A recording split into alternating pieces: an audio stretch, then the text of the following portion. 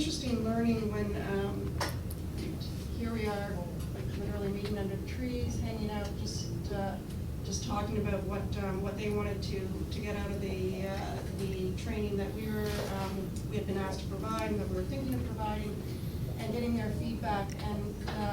And they're explaining to me that the education that had been provided in the past in this very traditional format, very Western-based, you know, that somebody had built the schoolhouse anticipating that a teacher would come and provide instruction, you know, during the day, that it doesn't work for them because they are pastoral, they're nomadic, and what we figured out would work was providing education for the women, for the adult women, in the evenings after the day's work is finished, and then they would educate the children themselves because the children were with them during the day, all day long. So that would be the most effective way, they thought, for them to access education.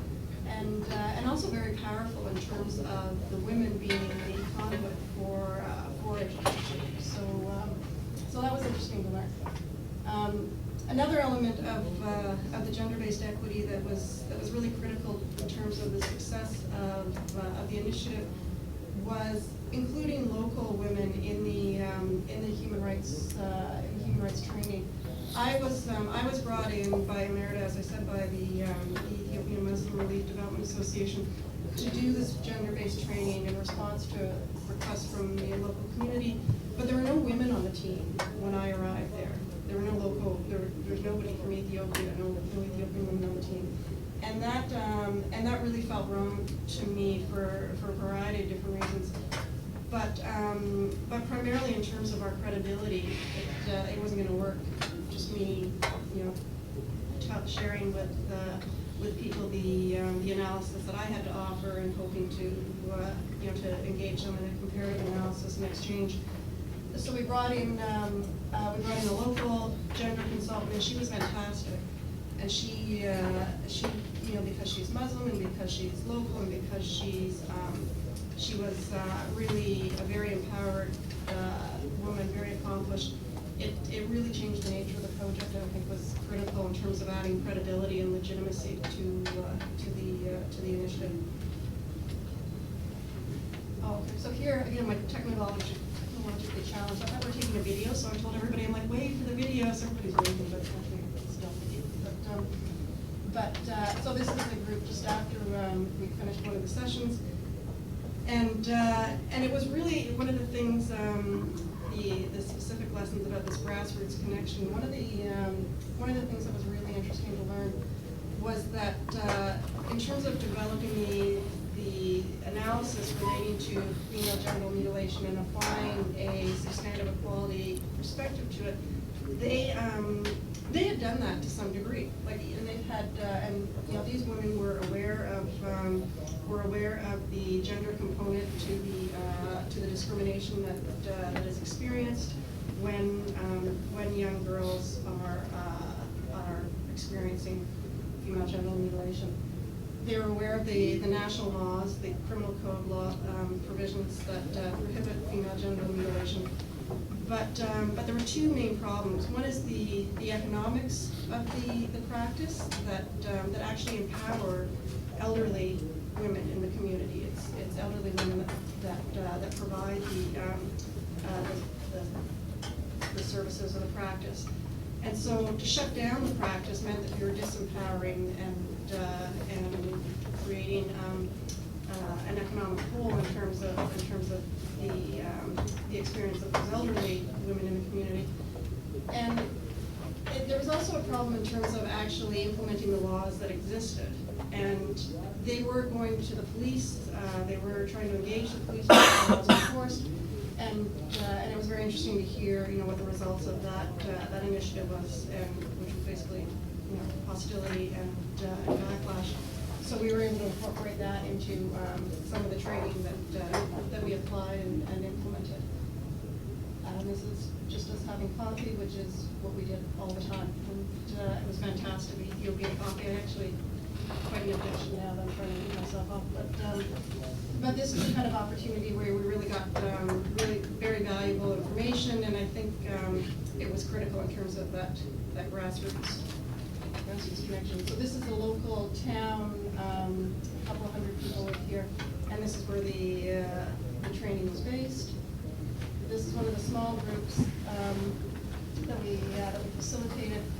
And again, it was really critical to ensure inclusive representation from the community and sort of a cross-disciplinary approach in terms of who was involved in the training.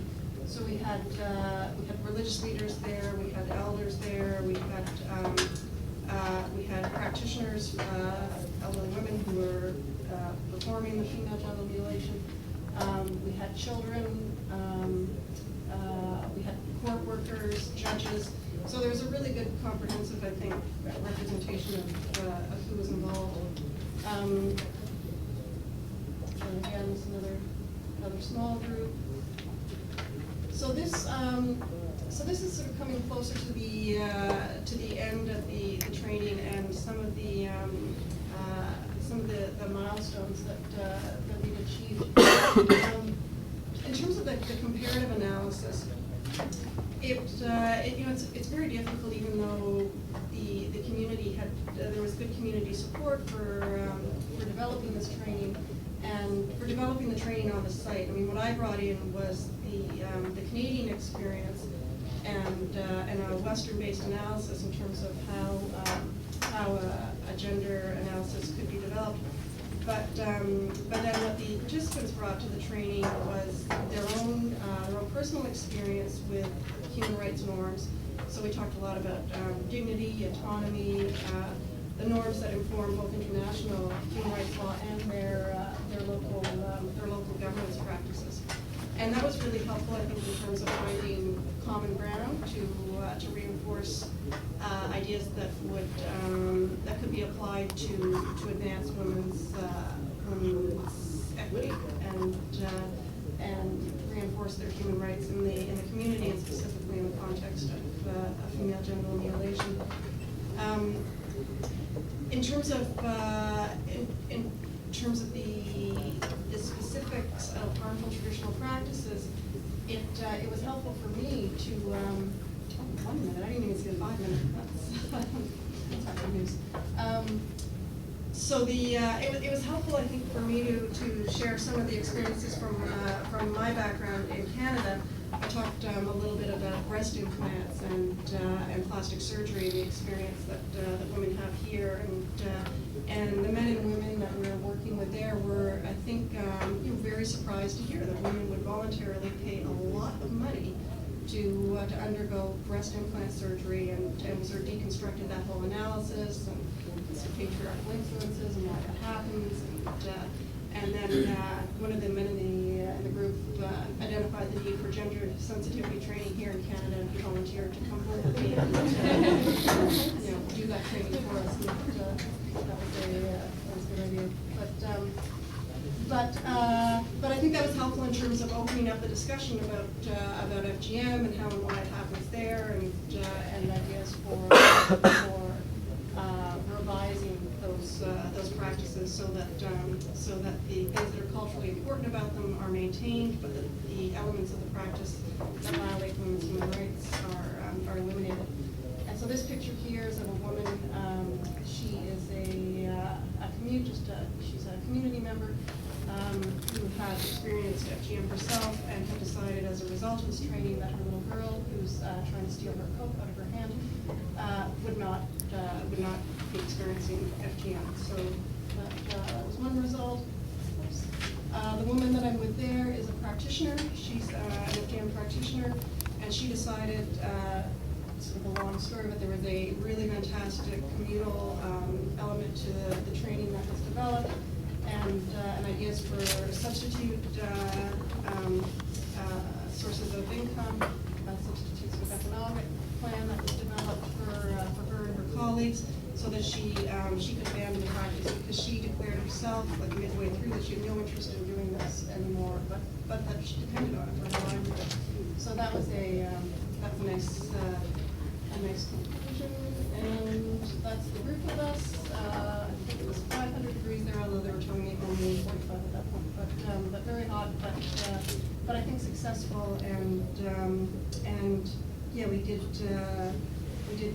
meet some challenges, but I think through some applied efforts, we're able to overcome those.